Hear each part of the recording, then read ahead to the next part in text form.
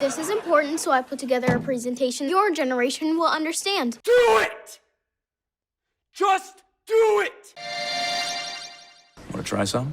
Welcome back to iThursdays, where every Thursday for the rest of Season 1 for the iCarly Revival, we talk about and discuss the most recent episode of the show that premiered this morning. Now, I'm not gonna lie, this episode has some big shoes to fill. The last 2 weeks have had, at least in my opinion, some rather great episodes, and it seems that the show has finally found some decent footing for itself. So I guess we shall see if it truly is continuing this upward momentum trail, or will it end up in a disappointing fail. Thanks so much for watching, and if you want to see more of these videos every week, make sure to hit that like button as it truly helps out the video, and I will perform Shakespeare in the Park. 8 a.m. this Sunday, don't be late, we have brunch after. Episode 9, IMLM. Not the most clever title there, but you know, we'll let it slide. The episode starts off at Carly's apartment where she's having a conversation with Spencer about how he's not an attentive listener and not so sensitive towards others' feelings, specifically in the case of someone who he's recently seeing. Spencer turns it around on her though, calling out Carly as this meddler who puts herself in everyone else's business to feel like she's adding to the solution of their problem. Right as Harper walks in a rush to go to her job interview, where Carly jumps right in to meddle in her business as she is, well, getting ready to go. And I actually like that this right here is a call out to the specific character flaws, and no,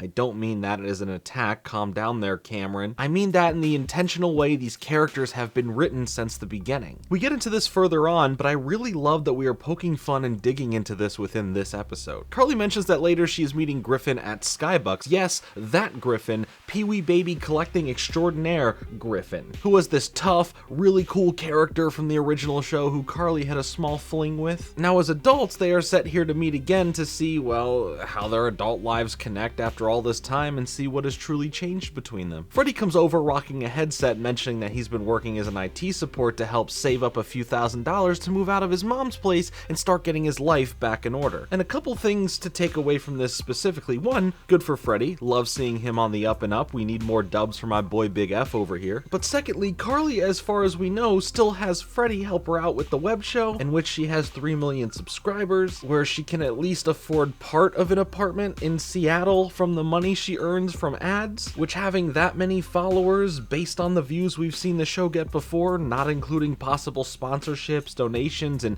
maybe even some form of memberships, ad revenue on views alone should have some left over for Freddie to make a nice chunk of change for himself. Unless Carly isn't sharing.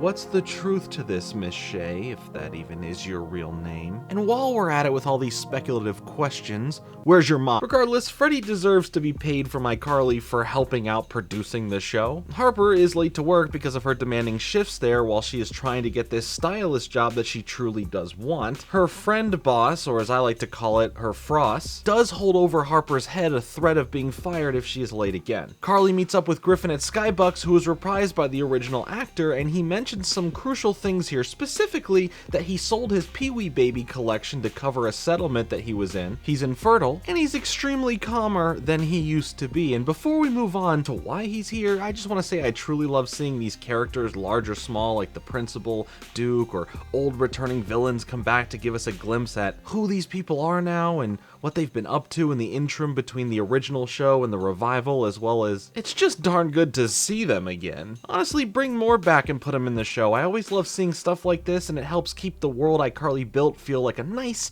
warm, cozy fire you're cuddled up near in your home during a strong winter blanket of snow on the ground. Or like a really good book, if that's something you're into. Where was I? Oh yeah, Griffin. So here, Griffin shows Carly sand, a calming enhancing powder that you shake into your drink, and it's supposed to help you, well, for this version of the sand, feel relaxed and calm. It's like G Fuel. What are you looking at me for? They haven't sponsored me.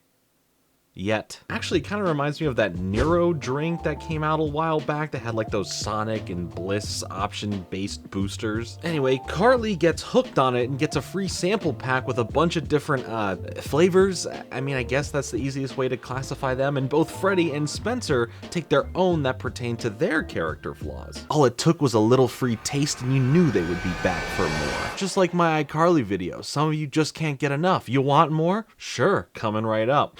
Harper Harper comes back to the apartment, letting them know that she didn't get the stylist job and is feeling held back due to her Skybucks job, and now she's just one big old ball of sadness. She's the only one who doesn't take any of the sand to boost herself, though. First, we check in on Freddie, who before having a sit down with Millicent regarding her wanting something, Freddie mixes in some of this brave sand for courage. He takes a big sip, and when Millicent presents a full-on video on why she should have a pet dog, Freddie daddies up and actually tells her no. But not just no, explains why and how it's not as easy to take care of a dog as she thinks. They negotiate back and forth, ending on a fish as her first pet, and Millicent is pretty proud of how he handled the situation, and how he wasn't just the usual pushover he's been. And Freddie is proud for himself because his parent skills got a little level up right there. Spencer, on the other hand, took some sensitivity sand, going back to the original conversation from the start of the episode. Here we see him very in touch with his emotions, listening skills, and overbearingness. And since it is Jerry Trainer, he takes his performance to a whole nother parody level that only he could pull off for the rest of the episode, progressively getting more and more like that one girl you know, yes, that exact one, you know, the one I'm talking about, who's all about the crystals, but more so than the other ones, and lives off nothing but air and the smell of sea foam rolling in from the Pacific tide. We see Freddie show up to the iCarly studio with pallets on pallets of sand products that he bought off Griffin for the low price of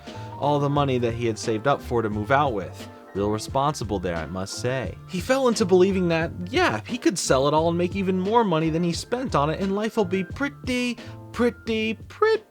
good for himself. Carly starts getting concerned, but takes more of her sand to calm down as to not be the meddler she is known to be. Again, I like that all these characters have to face their character flaws head on. Obviously in an overly dramatic way for some of them, but in a way that makes sense for these characters to truly realize the exact people they are and have been all along. After speaking with Harper though, Carly figures out a way that could help out Freddie in a way that Freddie would want anyway. And that is to sling this product on iCarly. I mean, she only has 3 million subscribers. Of course it would be easy to throw products in their face to reap the personal benefits from.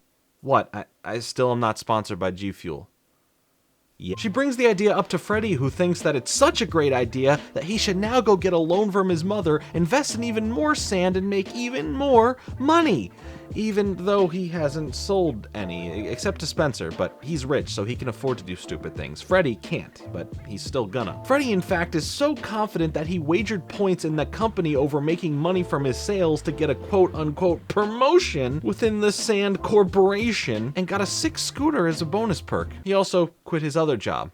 Rad. Once Freddie leaves, Harper exclaims that this is an MLM. Multi-level marketing. Essentially a pyramid scheme built to only keep the top of the pyramid rich, while the levels underneath tell 2 friends, and they tell 2 friends, and they tell 2 friends, and then they're all out there just all buying into something that they won't sell but have already given the money to the person before them. Listen, every person after high school either gets contacted by 1 or 2 of these MLM scam companies. Some unfortunately get indoctrinated into this cult-like scheme, but if you haven't yet experienced this, in all seriousness, please be careful out there. These snake oil salesmen will do whatever it takes to fake sign you up and have you become one of their cronies. They tried it on me when I was fresh out of high school, promised me that I can get the dream car I've always wanted, but really all they wanted was my money and the contacts in my cell phone. Carly doesn't want to believe in any of this and goes forward with promoting the stuff on iCarly to help out Freddie and by extension, Griffin as well. Back at Skybucks, Millicent has a fish parent meetup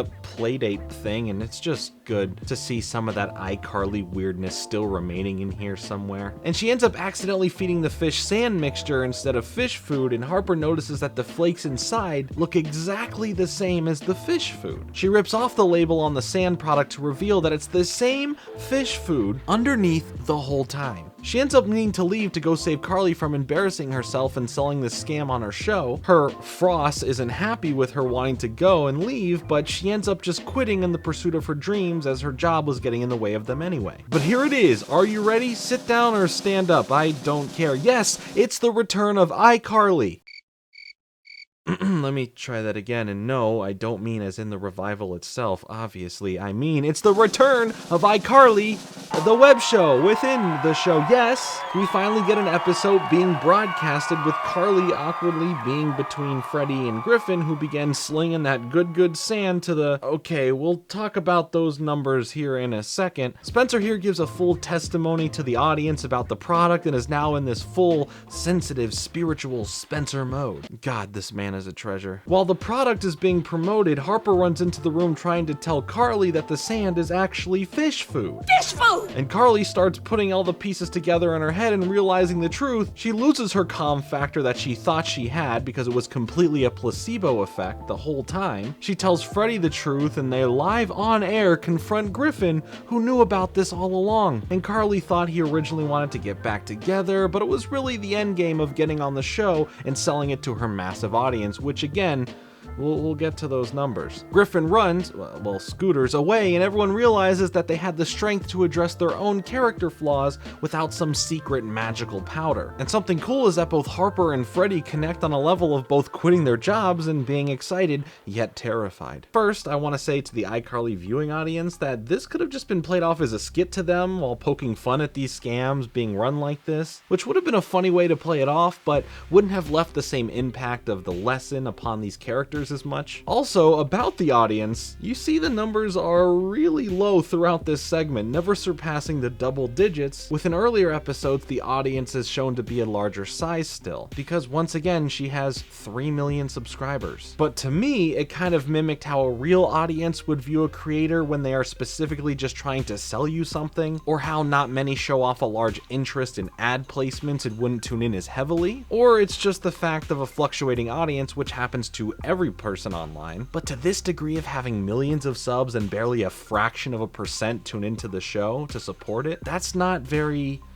good. And I guess that makes sense why Freddie isn't getting paid from all this after all. Hey Mom, I need a loan! As far as my enjoyment overall of this week's iCarly Revival episode, this one was another solid banger. That makes 3 for 3 the past few weeks for me, and I am loving the back half of the season so far. I am happy to see the web show come back and be used in a new age way and for the plot. I like the use of Griffin, the grifter here, and even though I literally called every detail of this episode out in full detail a week before it premiered during a phone call with Janiac Jr., It's true. He did call it. I still ended up having a great time with this episode. It came out the way I envisioned myself writing it, to an extent. I also like that it shows the dangers of how MLMs can prey on anyone and how they can come from someone we know and even sometimes we trust. So please, again, be careful out there. But that was this week's episode of the iCarly Revival. You've heard my thoughts. Now I would love to hear yours down below in the comments. Were you digging this episode? Were you not digging this episode? Do you have any experiences with MLMs? Please feel free to share all that down below. I appreciate you all checking out the video. It means a lot to me that you choose to spend a few moments of your day with me. Hit the like button if you want to see more videos like this, as it truly helps out the video. I'll be back every Thursday for iThursdays for the rest of season 1 for the iCarly Revival. So I look forward to seeing you all back here again next week. Please send help. Subscribe to be a part of my journey through movies and television and how these films and shows affect my life from the past and present. I'll be back soon with another video, but until then, later.